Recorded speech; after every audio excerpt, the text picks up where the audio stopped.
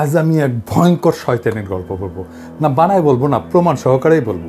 এই শয়তানি যারা করে তারা কিন্তু সমাজের সবচেয়ে সম্মানিত মানুষ। তারা কিভাবে কোন ঘটনা দিয়ে কি ন্যারেটিভ তৈরি করে, কারা করে, কিভাবে করে, সেই অন্ধকার ক্ষমতার কারাকারির গল্প বলবো। অনেকের শুনে খুব খারাপ লাগতে পারে, অবাক হইতে পারেন, কিন্তু অকাট্য প্রমাণ আর কার্যকারণ দিয়া আমি সেই ষড়যন্ত্রকে আজকে উন্মোচিত করব আপনাদেরকে সাথে নিয়ে। আপনারা জানবেন আমরা এক ভয়ঙ্কর ষড়যন্ত্রকে গতকাল রুখে দিছি। আমাদের অনেকগুলো ঘটনা দেখতে হবে আর মিলাতে হবে সেইগুলো একসাথে। আসেন এক বুদ্ধিভিত্তিক রোলার কোস্টারে চলে বসি। গোয়েন্দা গল্পের মতো, থ্রিলারের মতো আপনারা আনন্দ পাবেন, মজা পাবেন, শিহরিয়া উঠবেন। আসেন শুরু করি। জাতিসংঘের মহাসচিব আসলেন, আমরা জানি উনার আসার কি গুরুত্ব সেটাও আমরা জানি, কিন্তু হঠাৎ কইরা বাংলাদেশের অনলাইন সরগরম হয়ে উঠলো কিনিয়া ধর্ষণের ডামাডোল। মনে হলো বাংলাদেশে ধর্ষণ জিনিসটা ছিলই না, হঠাৎ করে ধর্ষণ বেড়ে গেছে। প্রফেসর ইউনূসের সরকার দেশ চালাইতে পারতেছে না।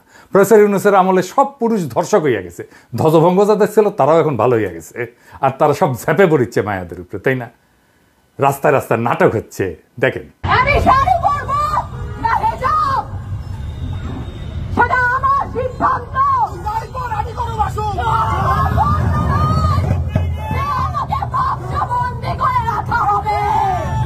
শুধু এটা না, আরো দেখেন।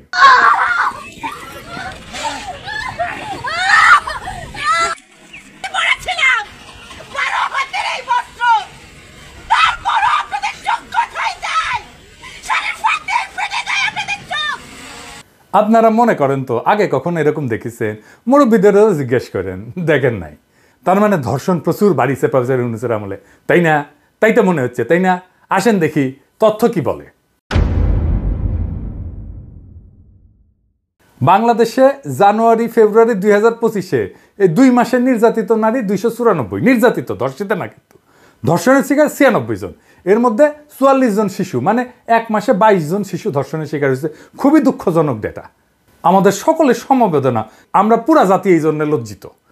আসেন এইবার আমরা আমাদের প্রিয় কাডাল রানীর আমলের ডেটা দেখি। 2023 সালে 8 মাসে ধর্ষণের শিকার 493 জন শিশু, রহস্যজনকভাবে মৃত্যু হয়েছে 47 জন কন্যা শিশুর। ওই রহস্যজনক মৃত্যুর সংখ্যাকে যুক্ত করলে 8 মাসে 540 জন শিশু ধর্ষণের শিকার হয়েছে, মানে মাসে প্রায় 68 শিশু ধর্ষণের শিকার হইতো। সেই সময় শিকার হইতো যখন বাংলাদেশ ধনধান্যে পুষ্পে ভরা ছিল। তাহলে এখন কেন বামেরা খেপে উঠলো? দেখেন কিভাবে বামেরা খেপে উঠছে, দেখেন কিভাবে পুলিশের উপরে উস্কানি ছাড়াই লাঠি ছুঁড়ে মারতেছে। দেখেছেন? এই যে জামা ছিঁড়ে দিচ্ছে, মারতেছে, এটা হলো পুলিশ।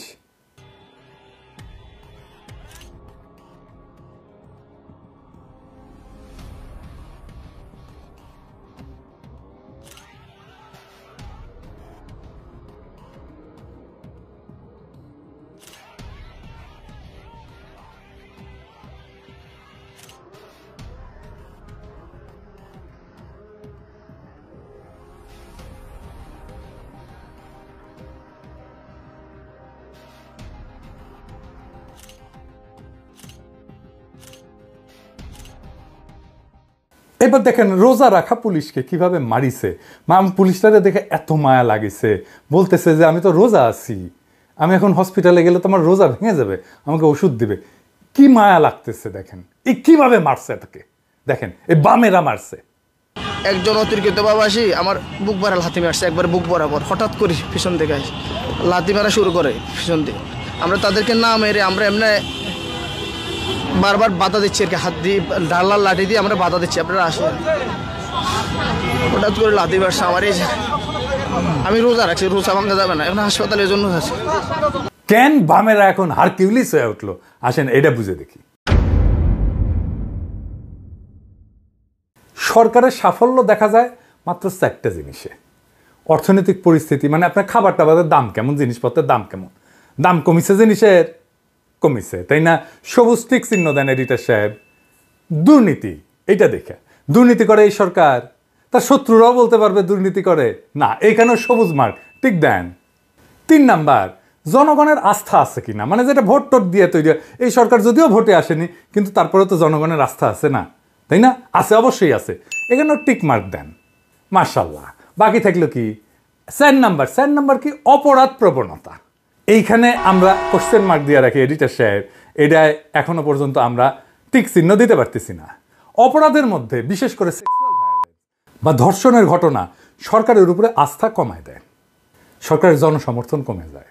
এগুলো আমার বানানো কথা না, এগুলো অসংখ্য গবেষণায় প্রমাণিত। তাহলে প্রফেসর ইউনূসের সরকারকে বাম্বু দেওয়ার সবচেয়ে কার্যকর কৌশল কি? আপনি যদি হাসিনা হইতেন কি করতেন?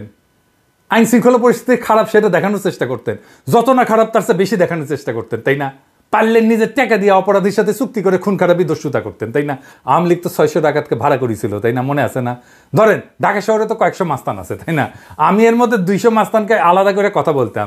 আপনারা রাজনীতি করলে চিনবেন সবাইকে, কে কি কইরা খায়, কে মাস্তানি করে, কার শত্রু কে, এগুলো সবই জানতেন। একজনকে ডাইকে কইতাম যে এই এদিকে এদিকে তোরে তো উই খায়া দিতে চায়, তাই না? উই কবি হ ভাই, তাই তো। তো শত্রুর তো শেষ রাখতে নাই, বুঝিস না? আমি তো অনেক পছন্দ করি, খাইয়া দে হ্যাঁ, খাইয়া দিয়া 2 মাস ঘুরে ব্যাংককে আমি টাকা পয়সা দিতেছি, টিকিট করে দিতেছি, আরে টাকাটা রাখ, আমি সামাল দিতেছি, লাগাই দিতাম খুনাখুনি, শিখে দিচ্ছি না সব টেকনিক। এটা রিস্কি, টাইম লাগে, অনেক টাকা লাগে, এটা রিসোর্স ইন্টেন্সিভ গ্যাঞ্জাম। হাসিনার জন্য ডাল ভাত, তবে আমাকে দিলে আমি টেনশনে হার্ট অ্যাটাক করলাম ইনি, যদিও জানি ক্যাঙ্কা করে করে। এটা সংখ্যায় অনেক করতে হয় এই কাজ, আবার মাঠে পুলিশ থাকে, এজেন্সি থাকে, ইনফরমার থাকে, ফাঁস হইয়া যেতে পারে এই পরিকল্পনা, তাহলে তো গোয়ামারা সারা। আর ধরেন বরগুনায় 2টা খুন হইল, ঢাকায় চাপ পড়বে না। তবে এজেন্সিগুলো এই খেলা করে খেলে। সাত্তার সরকার এইভাবে ফেলাইছিল এজেন্সি, আমি ঘটনা জানি, শুনেছি, মানে যাদেরকে দিয়ে করেছিল তাদের কাছেই শুনেছি, একদিন গল্পটা কমুনি। কিন্তু যাই হোক, যেটা কোনো রিস্ক নাই, সংখ্যায় অনেক লাগে না, একটা হইলেই চলে, একটা জায়গা মতো দেশের যে কোনো প্রান্তে হইলে হয়, সেটা হইতেছে ধর্ষণ। এইটারে ঠিক মতো রান্না করতে পারলে কেল্লা ফতে সরকার পইরা যাবে, সরকার এটা থেকেই তো পারবে না। কাজটা তো একজন মানুষ করে ঘরের মধ্যে, কেউ জানে না যে এই কাজ করতে যাইতেছে, কারোর সাথে তো এটা কোয়া যায় না যে আমি কলে করতে যাইতেছি। প্রফেসর ইউনূসের জায়গায় চেঙ্গিস খানের বসাই দিল, সেও ঠেকাইতে পারবে না এটা। এই কাজটায় হাসিনার দল মাস্টার, পোস্ট ডক্টরেট করা, সে এইটারে পলিটিসাইজ করে, উইপেনাইজ করে, ধর্ষণকে তার ক্ষমতায় যাওয়ার অস্ত্র হিসেবে ব্যবহার করে। আমার ক্ষুদ্র ভ্রাতার ভগিনীরা কবে দাদা আপনি আওয়ামী লীগের দেখতে পারেন না, তাই এই কথা বলেন, খারান আপনার মুরব্বীদেরকে একটু জিজ্ঞেস করেন, এই ঘটনা আপনি দেখেননি, সেজন্য কয়া দিতে হচ্ছে। আপনাদের পুরানো একটা ইতিহাসের গল্প বলি। 1995 সালের 24 আগস্ট দিনাজপুরের 10 মাইল এলাকায় 16 বছর বয়সী কিশোর ইয়াসমিন, তাকে পুলিশ সদস্যরা পুলিশ ভ্যানে নেয় এবং তারপরে গণধর্ষণের পরে হত্যা করে। এই ঘটনার পর পুলিশ প্রথমে লাশটাকে অজ্ঞাত পরিচয় হিসেবে চিহ্নিত করে তড়িঘড়ি করে ময়নাতদন্ত এবং দাফনের ব্যবস্থা করে। তারপরে শুরু হয় দিনাজপুরে প্রচণ্ড বিক্ষোভ, তারপরে সারা দেশে বিক্ষোভ। 5 দিন পর এই মরদেহ কবর থেকে তুলে আবার পুনরায় ময়নাতদন্ত করা হয়, মামলা দায়ের হয়। এই আন্দোলন দেশব্যাপী ছড়ায় পরে বিশাল একটা গ্যাঞ্জাম হয়। এটা দেশব্যাপী ছড়ায় দেখে আওয়ামী লীগ, ছাত্রলীগ, যুবলীগ, তখন বিএনপি ক্ষমতায়। দিনাজপুরে কারফিউ দিতে হয়, থানা আক্রমণ হয়, 4 জন মারা যায়। ইয়াসমিন ধর্ষণ মামলা কেন তো সেন্সেশনাল হয়ে ওঠে, এটা একটু বুঝে দেখি। অনেক তো ধর্ষণ হয়, সবগুলো সেন্সেশনাল হয়, এটা কেন সেন্সেশনাল হইল, কেন হইল, আসেন এটা বুঝে দেখি। দিনাজপুর কার এলাকা? এটা আওয়ামী লীগ এলাকা চিরদিনের জন্য। 1991 খালেদা জিয়া ক্ষমতায়, কিন্তু দিনাজপুরের 6টা আসনের মধ্যে 5টা আওয়ামী লীগের, একটা জামাতের, বিএনপি শূন্য। আচ্ছা বলেন তো, প্রশাসন, পুলিশ, এইসব ওই সময় দিনাজপুরে কারা? বিএনপির লোকেরা যাবে না, সব আওয়ামী লীগের লোক, সব ওরা আওয়ামী লীগ। যে পুলিশ ধর্ষণ করছিল ওরা আওয়ামী লীগ ছিল। কেন বলতেছি? এই কেস সেন্সেশনাল হয়ে ওঠার 2টা কারণে। এক, ময়না তদন্ত প্রতিবেদনে ধর্ষণের প্রমাণ সম্পর্কে স্পষ্ট কোনো তথ্য পাওয়া যায় না, বলে এটা ধর্ষণ হয়নি। আর পুলিশ বলে যে ইয়াসমিন ছিল পতিতা। এই 2টা ঘটনা সারা বাংলাদেশে মানুষকে জ্বালায় দেয়। যেই ডাক্তার ময়না তদন্ত করছিল তার নাম ডাক্তার মহসিন, সাবেক ছাত্র ইউনিয়ন, রাজশাহী মেডিকেলের ছাত্র। আমি যখন ফার্স্ট ইয়ারে, সে তখন ফাইনাল ইয়ারে। ডাক্তারের নামে আলামত লুকানোর মামলা হয়েছিল। 96 হাসিনা ক্ষমতা এসে ডাক্তারের খালাস করে দেয়।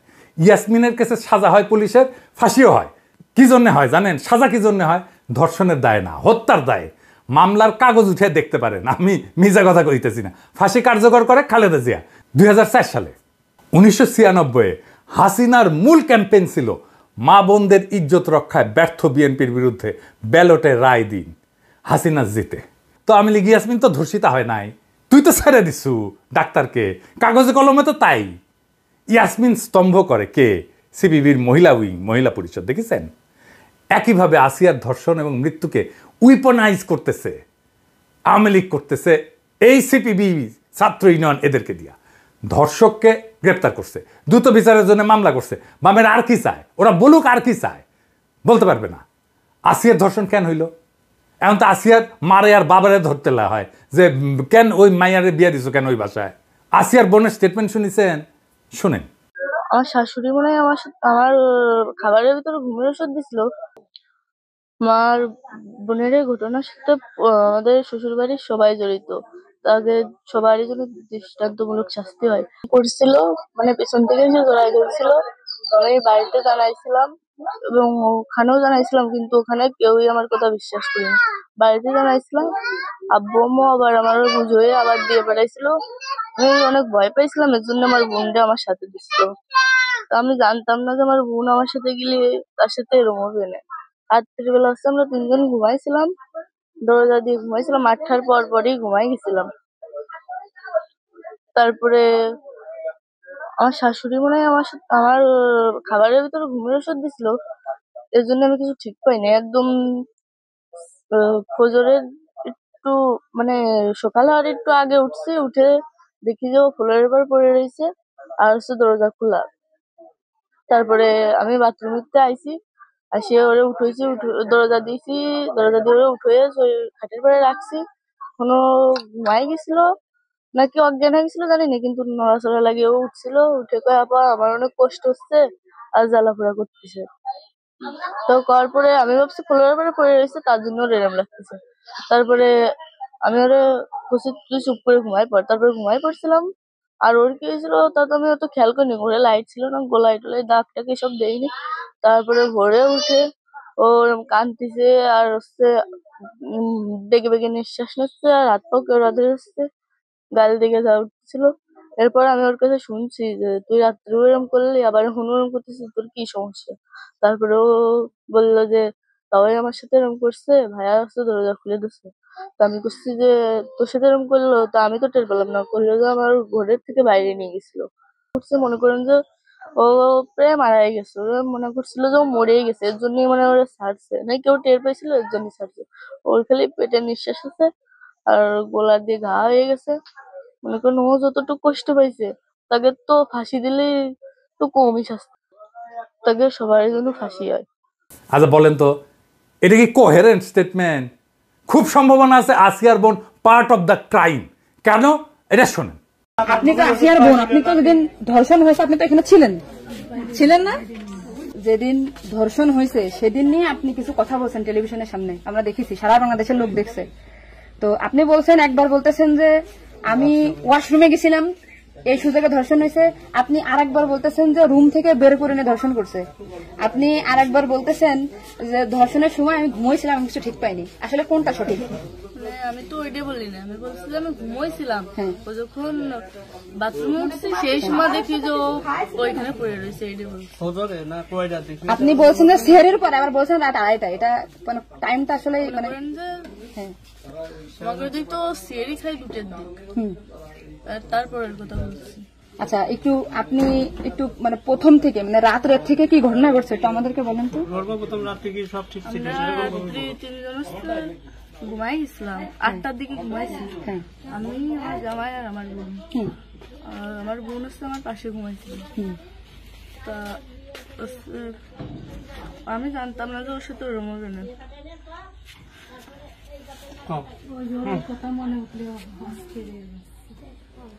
আপনি আসিয়ার বোন, আপনি ওইখানে ওই দিন ছিলেন এক ঘরের ভিতর, আপনার কথা মানে আপনি যা বলবেন সেটাই হবে। এই জন্য আপনাকে যদি ওরা ঘুমের ঘরে কিছু খাওয়াই থাকে আপনি বলবেন যে আমাকে ঘুমের ভিতরে কিছু খাওয়াই দিচ্ছে, আমি ঘুমাইছিলাম, আমি কিছু জানি না, আমি সকালে উঠে দেখছি এটা। কিন্তু আপনি যদি বলেন যে রাত 2:30টার সময় হয়েছে, আমি তাহলে তো হবে না।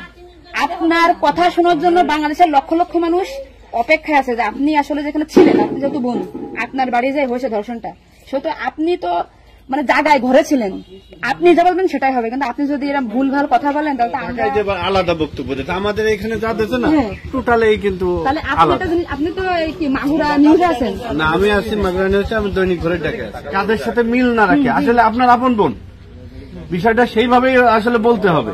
আর এখানে যে আপনি আপনার স্বামীরে বাঁচাই দিলেন বা আপনার শ্বশুরে বাঁচাই দিলেন এরকম না, কিন্তু এতটা সহজ হবে না। কিন্তু বরঞ্চ আপনার এই আপনি যদি এই তাল্টে পাল্টে কথা বলেন, বিবাদ কিন্তু আপনার নিকটেই, বিবাদ কিন্তু আপনার। আপনি এদের ঘুরে বেড়াচ্ছেন, এটা ঘুরে বেড়াইতে পারবেন না, আপনিও কিন্তু ওদের সাথেই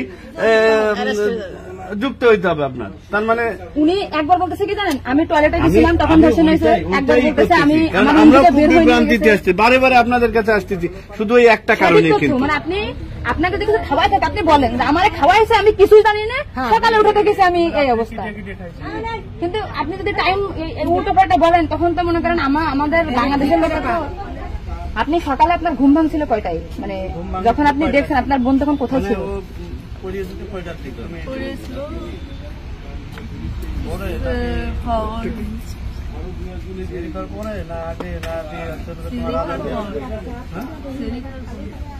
আপনি 8টার সময় ঘুমাইছেন, তারপরে কি আপনার ঘুম ছেড়ে খাওয়ার পরে ভাঙিছে?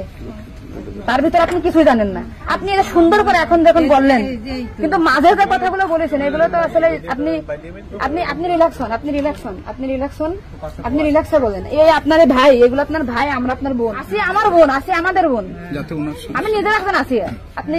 আপনি যদি এই কথা উল্টো পাল্টা বলেন, আমরা বাংলাদেশের লোক তো ডিপ্রেশনে চলে যাচ্ছে আপনার কথাই। রাত্রে আপনার ঘুমের ওষুধ খাওয়াই দিছে, এই খাওয়াইছে আপনার কে মনে হয়, কে খাওয়াইছে আপনার ঘুমের ওষুধ? আপনার শ্বশুর না আপনার স্বামী না আপনার শাশুড়ি? খাওয়ার সময় তো আমি আর আমার শাশুড়ি ছিলাম। আচ্ছা, আপনার কি মনে হয় আপনার, যেহেতু আপনি ওই বাড়িতে সংসার করছেন, আপনার মনে হয় কে খাওয়াইছে আপনাকে, মানে আপনার শাশুড়ি না আপনার শ্বশুর হতে পারে? আমার শাশুড়ি, শ্বশুর তো খাওয়ার সময় থাকে না, আমার শাশুড়ি তো থাকে। তাহলে আপনার কি মনে হচ্ছে আপনার এই ঘুমের ওষুধ আপনার শাশুড়ি খাওয়াইছে? কিন্তু আপনার শাশুড়ি যদি খাওয়াই থাকে তাহলে ধর্ষণটা আপনার শ্বশুর কিভাবে করলো? মানে ওনারা তো সবই জানে। তা আপনি কি এটা কখনো কি মেয়েদের সামনে আগে বলছেন যে তাই তো আপনার শাশুড়ির 3 দিন বাইরে থাকার কথা না, সবার আগে তো উনি অ্যারেস্ট হওয়ার কথা?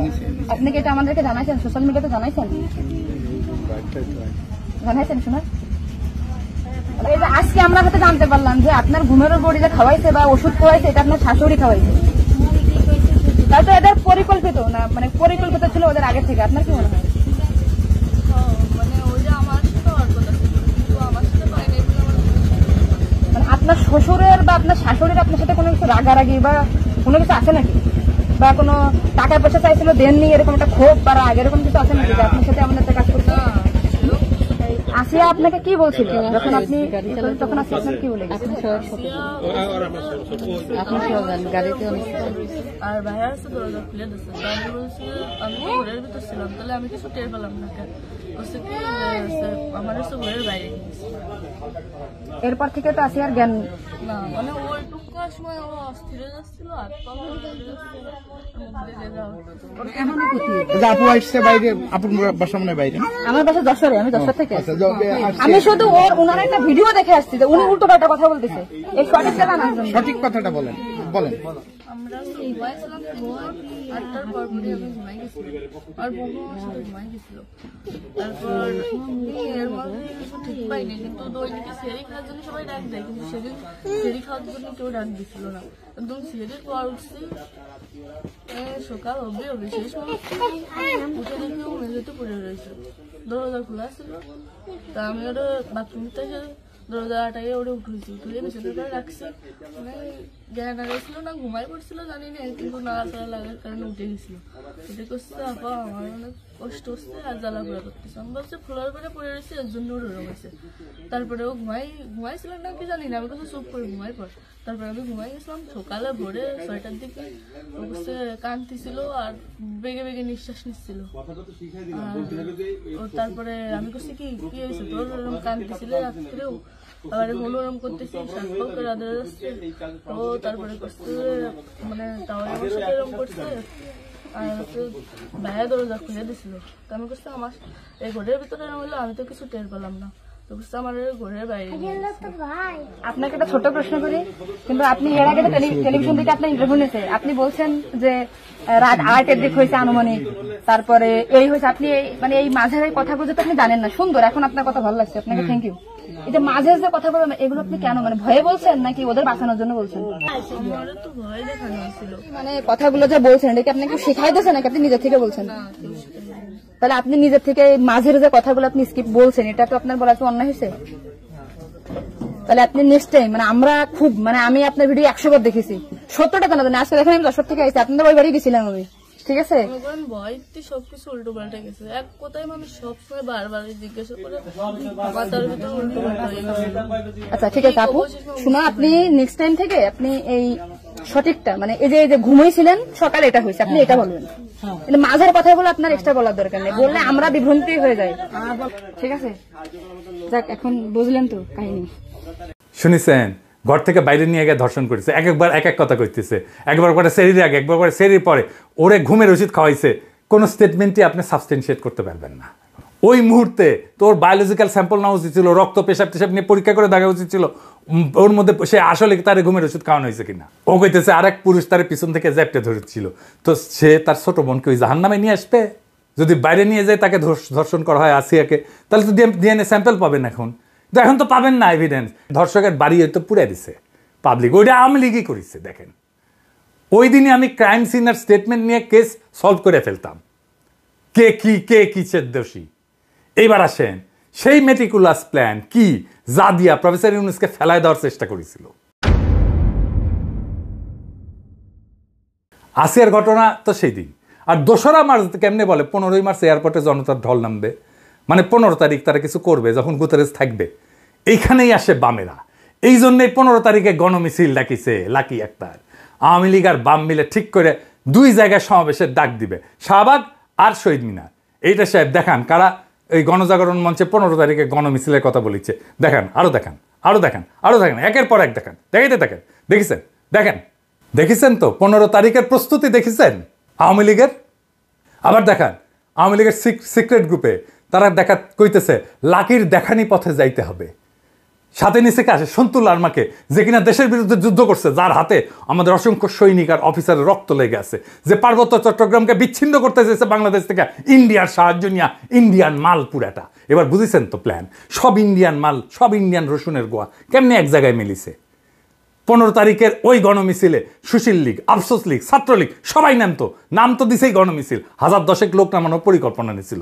অমি পিয়াল বলিছে না 20 তারিখে এয়ারপোর্ট বন্ধ করে দিয়া ছাত্র নেতাদের আটকাইতে বলেছিল না। আপনি প্ল্যান বুঝেছেন, সব ইন্ডিয়ান মাল নামিছে, মার খাইছে পুলিশ।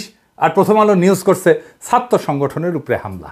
দেখেছেন তো সব ইন্ডিয়ান মাল কিভাবে নেমে পড়েছে এই ধর্ষণ ইস্যুটাকে উইপেনাইজ করে প্রফেসর ইউনূসের সরকারকে বেসামাল করে দেওয়ার জন্য। আমি বলছি সিপিবি অফিসে আমি দখল করে নেব, ওরা গণমিছিল বাতিল করেছে। ইত্তেফাকের রিপোর্ট শুনেন। হত্যা, ধর্ষণ, নিপীড়নের বিচার এবং স্বরাষ্ট্র উপদেষ্টার অপসারণের দাবিতে শনিবার গণমিছিলের কর্মসূচি দেয় বামপন্থী 8টি সংগঠন। এর পাল্টায় ঢাকার পুরানা পল্টনে বাংলাদেশের কমিউনিস্ট পার্টি সিপিবির কার্যালয়কে ছাত্র জনতার কার্যালয় বানানোর ডাক দিয়েছেন লেখক ও অনলাইন অ্যাক্টিভিস্ট পিনাকি ভট্টাচার্য। রাত থেকেই এ নিয়ে উত্তেজনা ছড়িয়ে পড়ে। এর পরিপ্রেক্ষিতেই পিছু হটে বাম ছাত্র সংগঠনগুলো। পরিস্থিতি বুঝে কর্মসূচিতে যোগই দেননি ছাত্র ইউনিয়নের সাবেক সভাপতি লাকি আক্তার। সিপিবির লোকেরা হারকিউলিস চাইছে, আমার নামে স্লোগান দিচ্ছে, শুনেন। পিনাকির বিরুদ্ধে লড়তে হবে একসাথে, লড়তে হবে একসাথে। পিনাকির বিরুদ্ধে, উগ্রপন্থীর বিরুদ্ধে লড়তে হবে একসাথে, লড়তে হবে একসাথে। উগ্রপন্থীর বিরুদ্ধে কমরেড গড়ে তোলো ব্যারিকেড, গড়ে তোলো ব্যারিকেড, কমরেড। হ্যাঁ, সিপিবির লোকেরা প্রিন্সরা জিগায়েন যে সে আমার ফোন দিয়া কি কইছে, তারাই জিগায়েন, আমি আর কইলাম না। গ্রেস দিছি কয়েকদিন, প্রিন্স মিয়া জানে কেন গ্রেস দিছি। আমি প্রিন্সরে কইছি ইন্ডিয়ান লেসপেন্সারি বাদ দেন, লাকিরে আর MM আকাশকে বহিষ্কার করেন, শাহবাগে অংশ নেওয়ার জন্য ক্ষমা চান, বাকশালে যোগ দেওয়ার জন্য ক্ষমা চান, পার্টিতে ইসলাম বিদ্বেষের চর্চা বন্ধ করেন ঘোষণা দিয়া। আমি তারে কইছি আগামীকাল রক্ষা পাইল আখেরে সারা বাংলাদেশে আপনার অফিস দখল করে নেব। আমি বলছি নিব, আজ হোক কাল হোক, ওইটা আমি নিবই।